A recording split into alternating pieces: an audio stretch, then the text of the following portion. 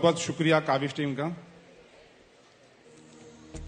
देखिए, असल में ईडब्ल्यूएस से पहला मैं कुछ गलतफहमी दूर करना चाहूंगा जो हर पेरेंट्स और स्टूडेंट के बीच में मेडिकल फील्ड के ताल्लुक से रहती है, जो मुझ में भी थी। मैं भी ये समझता था कि जो मेडिकल फील्ड है ना, ये सिर्फ स्कॉलर और जीनियस स्टूडेंट के लिए होती है, या पुअर और वीक स्टूडेंट के लिए कोई फील्ड ही नहीं है। दूसरी बात मेरी गलतफहमी और एक थी कि जो फाइनेंशियली स्ट्रांग फैमिली है ना, यही मेडिकल फील्ड में जा सकती है। ये दो गलतफहमी हर स्टूडेंट और पेरेंट्स के दरमियान रहती है। एट प्रेजेंट इंडिया के अंदर हमारे पास 80,000 एमबीबीएस की सीट है। कितनी है? 80,000। टोटल 547 एमबीबीएस के मेडिकल कॉलेज है, 547। नियर अबाउट अभी 60% जो हमारी जो सीटें हैं ना, वो गवर्नमेंट सीटें हैं। कितनी? गवर्नमेंट की सीटें हैं। और जो बाकी जो 40% जो है ना, प्राइवेट और कॉलेज की और डीम कॉलेज की, उसके लिए भी अभी एक बता रहा हूं आपको मैं, एक एक्ट आया हुआ है। एक्ट के हिसाब से प्राइवेट कॉलेज की और डीम यूनिवर्सिटी की 50% की जो फीस रहेगी, 50% जो सीट रहेगी, उसकी जो फीस रहेगी ना, वो 4 लाख से लेके 8 लाख के बीच में होने वाली है। कितना? 4 लाख टू 8 लाख, जो पहले 10 से 20 लाख के दरमियान थी। गवर्नमेंट के रूल के हिसाब से ये साल से ये इंप्लीमेंट होने वाला है। तो हमारे पास नियर अबाउट 80% जो सीटें हो जाएगी, वो रीजनेबल रेट में हो जाएगी कि कोई भी अगर फैमिली अगर मेडिकल फील्ड में जाना चाहती है तो वो अफोर्ड कर सकती है।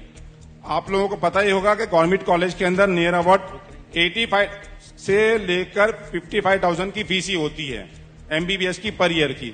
और वेरियस स्कीम होती है जिसके लिए आपको वहां पे बेनिफिट मिलता है। ईपीसी का बेनिफिट मिलता है जिसके 50% फीस आपको वापिस आ जाती है। माइनॉरिटी का बेनिफिट मिलता है जिसके अंदर 25,000 आपको रिटर्न आ जाते हैं।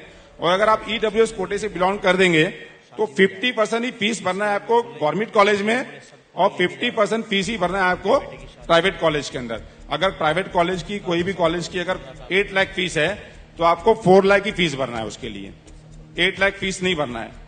दूसरी गलतफहमी बता रहा हूं मैं आप लोगों को कि मेडिकल फील्ड में सिर्फ एमबीबीएस ही कोर्स नहीं होता है। यहाँ पे बीडीएस भी होता है, बीएमएस भी होता है, बीयूएमएस भी होता है, बीएचएमएस भी होता है, फिजियोथेरेपी भी कोर्स होते हैं। और ये सारे कोर्सेज में एडमिशन नीट की बुनियाद पर ही होते हैं। होता क्या है मालूम कि बच्चे सारे जो रहते हैं ना, इनको मालूम होता नहीं है कि अगर वो फिजियोथेरेपी में एडमिशन लेना चाहेगा तो बहुत कम मार्क्स से भी उसको एडमिशन मिल जाता है। बीएचएमएस में भी मिल जाता है एडमिशन। सीटें हमेशा खाली चली जाती है। ये साल तो ऐसा हुआ कि एम्स के अंदर 9 सीटें खाली चले गई। कितनी गई? 9 सीटें। एम्स की बात कर रहा हूं मैं, एम्स और Indian institute of medical science की बात कर रहा हूं कि 9 सीटें खाली चले गई। पर्सनल काउंसलिंग के अंदर गए नहीं, लास्ट वाले के अंदर, और जाने के बाद भी इतने स्टूडेंट नहीं थे जितनी सीटें थी। तो ये लोगों को क्यों इसके बारे में अवेयरनेस नहीं होता है। देखिए, मार्क्स लाना एक अलग चीज है, और काउंसलिंग में किस तरह पार्टिसिपेट करना है, कहां मौके रहते हैं, वो हमें जानना बहुत जरूरी होता है। एक बात मैं कहता चलूं कि मार्क्स आने के बाद कभी भी आपकी होप नहीं छोड़ना चाहिए। एडमिशन मिलने के चांसेस हमेशा रहते हैं। ये साल की बात बता रहा हूं मैं। ये साल हमारे पास अल फलाह करके एक मुस्लिम माइनॉरिटी कॉलेज आया। कौन सा कॉलेज? अल फलाह करके। ये दिल्ली एनसीआर के बॉर्डर पर पहला राउंड हो गया अल फलाह कॉलेज का। पहला राउंड के अंदर सिर्फ 30% सीटें भरी गई। टोटल उनके पास 150 सीटें थी। 30% सीटें उनके पहले राउंड में भरी गई। उनके रिप्रेजेंटेटिव ने मुझको फोन किया कि सर हमारी सीटें नहीं जा रही है, सीटें नहीं भरी जा रही है। तो फिर मैंने अपने ग्रुप के अंदर डाला। ग्रुप के जरिए वो मैसेज फॉरवर्ड होते हैं, दूसरे लोगों के पास गए। अल्हम्दुलिल्लाह सेकेंड राउंड में सीटें भर गई और 160 मार्क्स लाने वालों को भी एडमिशन मिल गया। वहां पे कितना? 720 मार्क्स का पेपर होता है। 160 लाना बहुत बड़ी बात नहीं है। 160 मार्क्स वालों को भी एमबीबीएस में एडमिशन मिल गया, क्योंकि पहला ही साल था। इसी तरह बहुत सी नई कॉलेज आती हैं, उसकी जानकारी हमें रखना पड़ता है कि कौन कौन सी नई कॉलेज आ रही है, कौन सी ईडब्ल्यूएस के ताल्लुक से कह दूं मैं। देखिए, ऐसा हम सब जब जानते हैं, जैसे अमीर साहब ने भी कहा कि 2018 में हमारे प्राइम मिनिस्टर नरेंद्र मोदी जी ने एक नया कोटा 10% का ईडब्ल्यूएस का इंट्रोड्यूस किया ओपन कैटेगरी के लिए, इकोनॉमी का सेक्शन का। जो भी फैमिली इनकम जिसकी 8 लाख है वो इस कोटे में आते हैं। ईडब्ल्यूएस जो है ना, वो 2 टाइप के बनते हैं। कितने टाइप के बनते हैं? 2 टाइप के। एक बनता है स्टेट के लिए और एक बनता है ऑल इंडिया कोटे के लिए। मेडिकल एडमिशन चाहे वो एमबीबीएस का हो, बीडीएस का हो या आयुष कोर्सेज का। आयुष कोर्सेज के अंदर बीएमएस, बीयूएमएस, बीएचएमएस और BVSC आते हैं, ये सारों के एडमिशन ऑल इंडिया कोटे से भी होते हैं और स्टेट कोटे से भी होते हैं।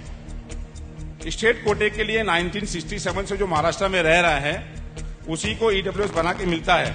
मगर अगर आप 67 से नहीं रह रहे हैं तो आप सेंटर का बना सकते हैं। किसका बना सकते हैं आप? सेंटर का। तहसीलदार ऑफिस में जाइए और कहिए कि हमें सेंटर का EWS बनाने का है। सेंटर का EWS बनाने के लिए महाराष्ट्र में रहने की कोई 67 से रहने की कोई जरूरत नहीं है। आप अपने सेंटर का जो EWS सर्टिफिकेट है अपने होम स्टेट से भी बना सकते हैं। अगर आप यूपी से बिलोंग करते हैं तो यूपी से ही बना सकते हैं और ऑल इंडिया कोटे के लिए वो वैलिड रहेगा। जैसे मैं पहले ही कह रहा हूं 15% सीटें जो होती है मेडिकल की और आयुष कोर्सेज की वो ऑल इंडिया से फिल की जाती है, तो वहां पर आपको वो काम आएगा। और जो 1967 से यहां रह रहे हैं, किधर रह रहे हैं? मुंबई में रह रहे हैं, तो वो जरूर EWS अपना सर्टिफिकेट बना ले। वक्त कम है, मैं अपनी बात को ही खत्म कर रहा हूँ। बहुत बहुत शुक्रिया आप लोगों का। मैं उम्मीद करता हूँ कि नेक्स्ट ईयर यहीं पर आप बहुत बच्चे मिलेंगे हमें जो हमारे रोल मॉडल रहेंगे। हाँ, जरूर। बहुत बहुत शुक्रिया सर।